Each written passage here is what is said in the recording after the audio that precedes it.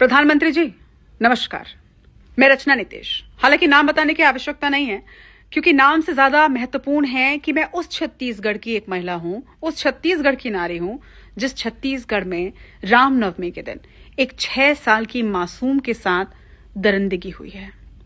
शायद ये खबर आप तक पहुंची होगी, अगर नहीं पहुंची है तो मैं आपको बता देती हूँ। एक 6 साल की मासूम बच्ची के साथ जिस घर में वो कन्या भोज करने गई थी, उसी घर में उसके सगे चाचा ने उसके साथ दरिंदगी की। सिगरेट से उसके पूरे शरीर को दाग दिया, कई जगह खरोच के निशान और कई जगह मासूम की चमड़ी उधड़ गई थी।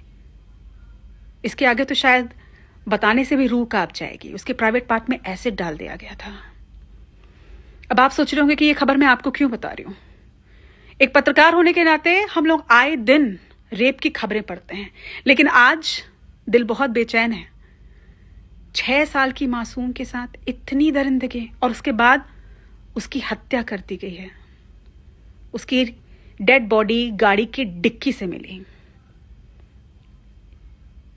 किस दर्द से वो मासूम गुजरी होगी, ये हम चाह के भी नहीं सोच सकते, महसूस नहीं कर सकते कि किस पीड़ा से वो बच्ची पहले गुजरी और फिर उसे मौत के घाट उतार दिया गया। लेकिन आज आपको इस वीडियो के माध्यम से एक बात कहना चाहती हूं। इस देश की आधी आबादी यानी हम महिलाएं आज चाहती हैं कि जिस तरह से आप लगातार फैसले ले रहे हैं, जिस तरह से आपने भारत को स्वच्छ भारत बनाया, जिस तरह से आपने इंडिया को डिजिटल इंडिया कर दिया, जिस तरह से आपने 3 तलाक का बिल लाया, जिस तरह से आर्टिकल 370 हटाया, जिस तरह से वक्फ संशोधन बिल को कानून बनाया, इसी तरह से एक फैसला और ले लीजिए सर, बस एक फैसला।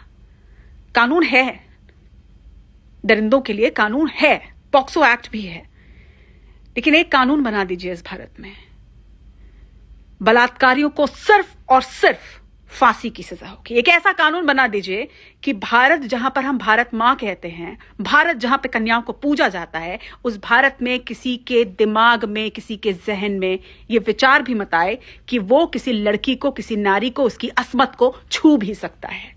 और अगर नहीं तो लिंग परीक्षण, जिसे भारत में गैर कानूनी माना जाता है, उसे वैलिड करवा दीजिए। कम से कम महिलाएं जब गर्भवती हो तो लिंग परीक्षण करवा लें, और अगर मालूम चले कि उनकी कोख में एक लड़की है, एक देवी है, तो उसे वही गिरा दें, क्योंकि जन्म लेने के बाद उसकी सुरक्षा की इस भारत में शायद कोई गारंटी नहीं है।